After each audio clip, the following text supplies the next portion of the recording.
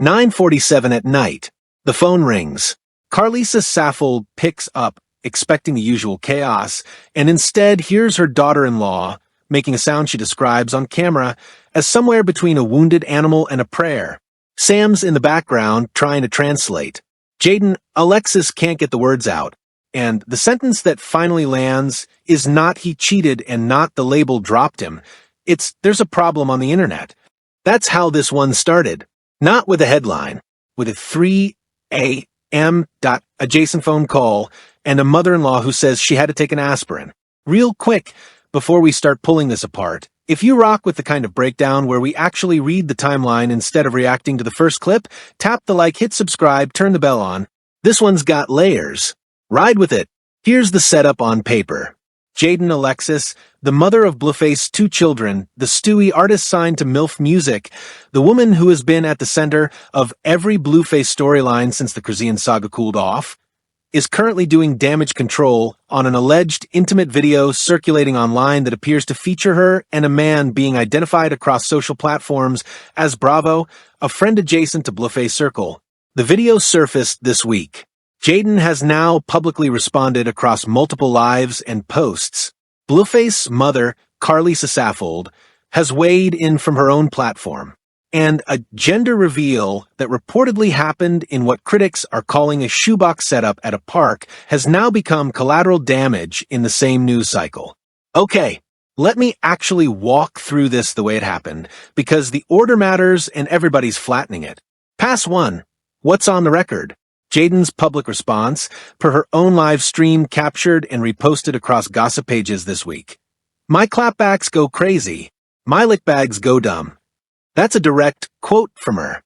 She's not denying the video. She's framing the exposure as a monetization opportunity.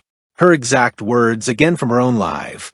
"All I'ma do is turn it into a bag. You feel me? Why would I want that to be posted for free?"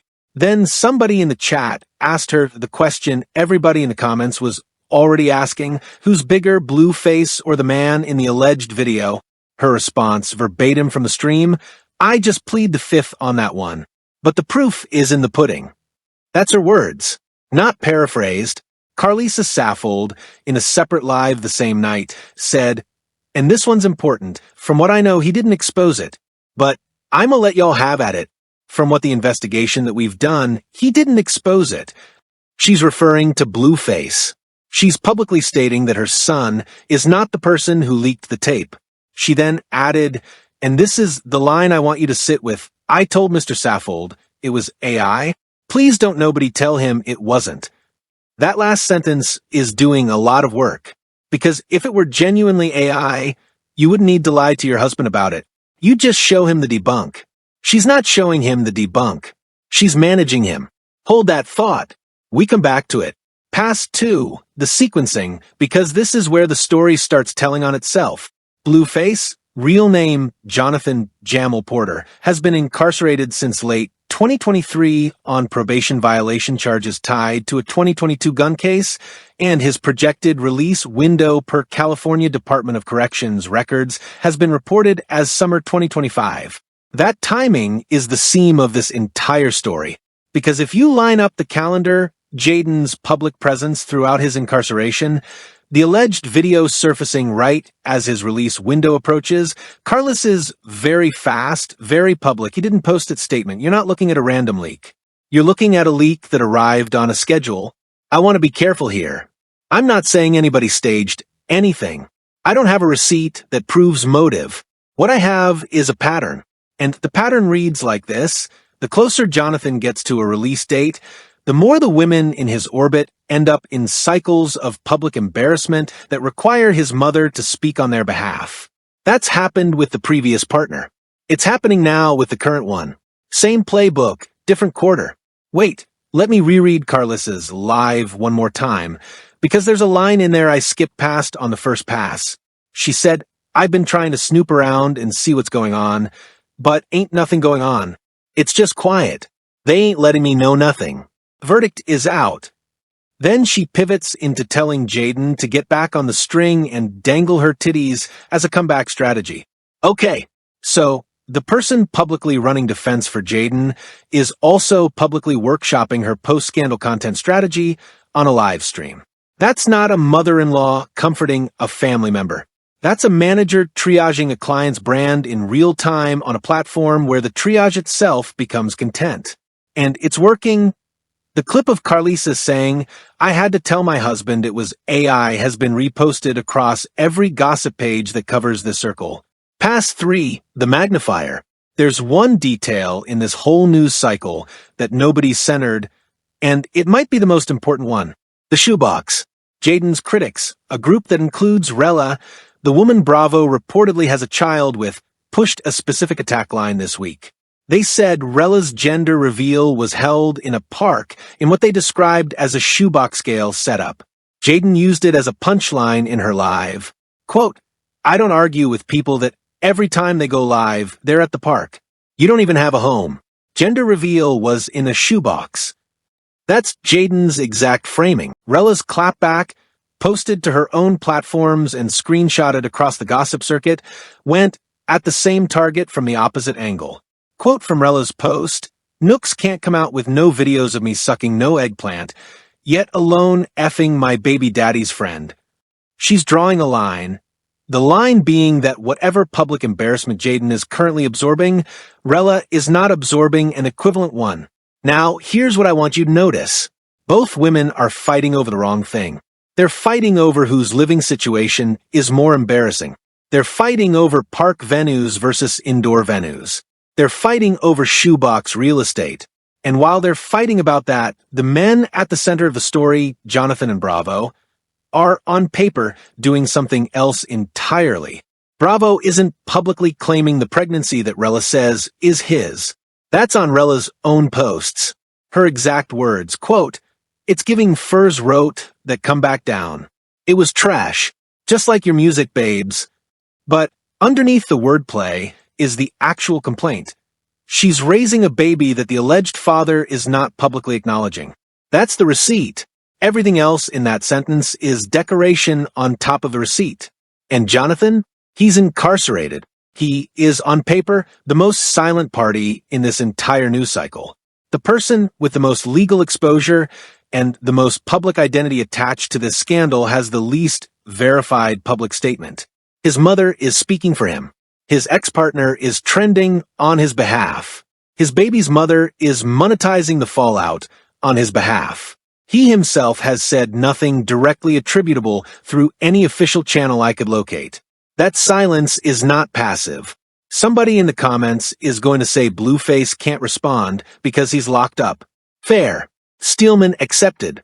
Except, and here's where I have to push back gently, incarcerated artists have been putting out statements through their teams for as long as there have been incarcerated artists. Gucci Mane did it. Bobby Shmurda did it. Kodak did it. If Jonathan wanted to say that isn't me connected to this, or I stand by Jaidyn, or literally anything, there is a mechanism. The mechanism isn't being used. That's a choice, not a limitation. Pass 4, the framing war. How the different rooms are telling this same story. Room 1, the gossip page framing. This is a Jaidyn scandal. She's the subject. The alleged video is the story. Her clapback is the B-plot. Karlissa is the color commentary. That's how the Shade Room and the Neighborhood Talk have been sequencing it. Jaidyn's face on the thumbnail, Jaidyn's words in the caption, Jaidyn's monetization line as the pull quote. Room 2, the Blueface fan framing. This is a betrayal narrative. Jaidyn broke a code. The friend of a locked-up man crossed a line. Jonathan is the victim. Jaidyn is the antagonist. Bravo is the collateral. That framing lives in the comment sections of every hip-hop blog covering the story, and it's the one Karlissa is subtly reinforcing every time she says he looked hurt, and he had that face on like he was in state of shock. She's not defending Jaidyn there. She's building Jonathan's sympathy arc while sounding like she's checking on both of them. Room 3. This is all AI framing. This is Karlissa's official position. The video isn't real. The people aren't identified. There's no head visible in the frame in question. It could be anybody.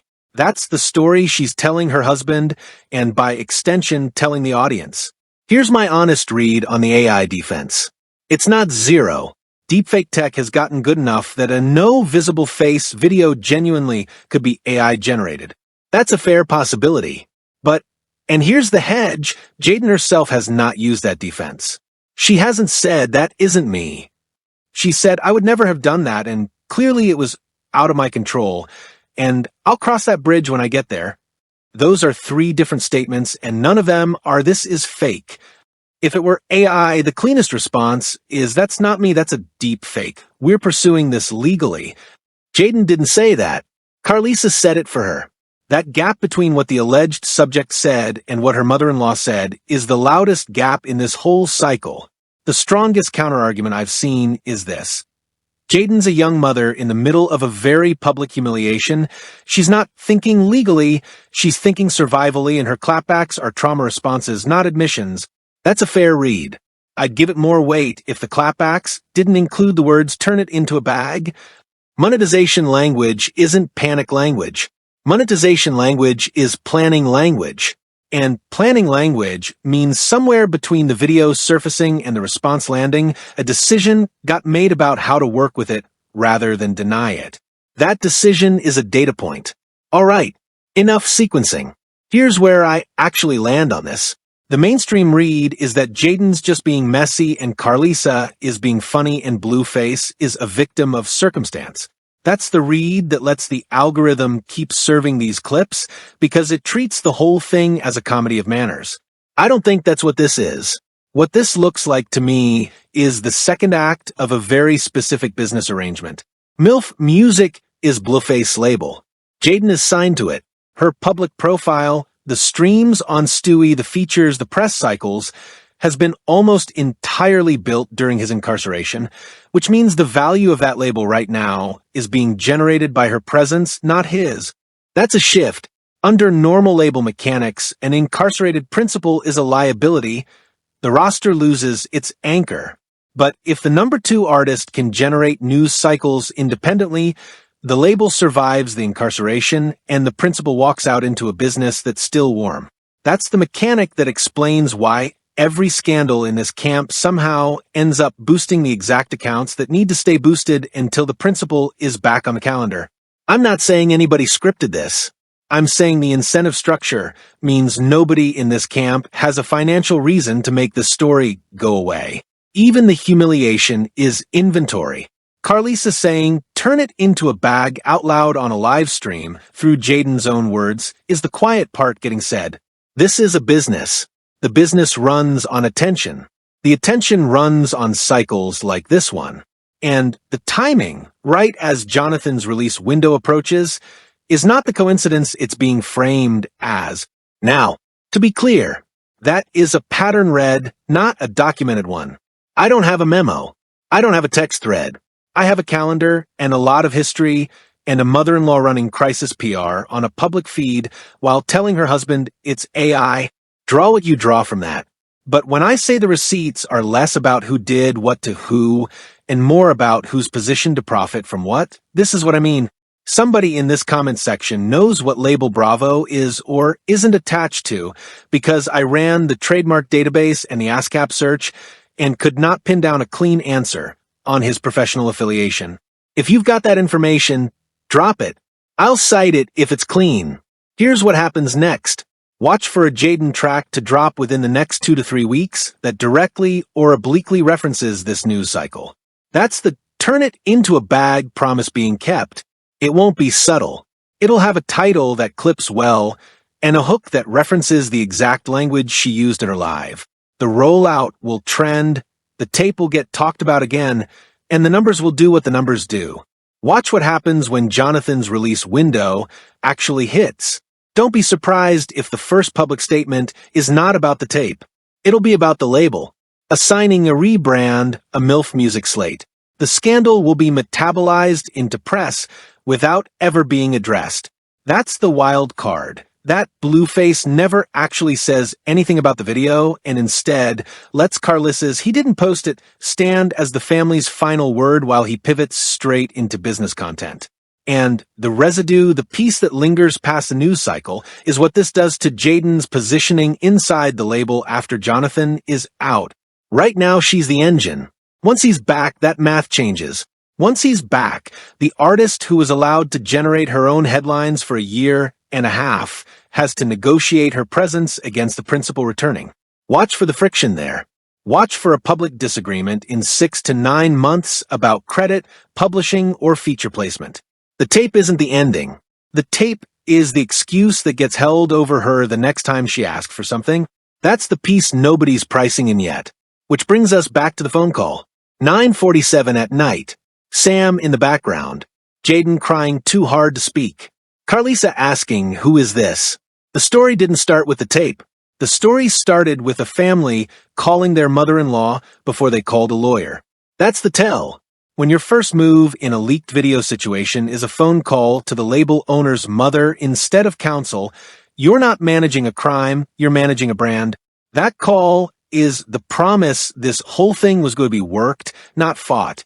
And that's the part one keep coming back to. Drop where you land on this in the comments. Is this a genuine scandal that got monetized on the fly? Or is this a scheduled beat in a longer rollout dressed up as a scandal? I'm reading every response. Tap the like if you got all the way here. Subscribe if you haven't, bell on so the next case doesn't get buried. Next one's already in research.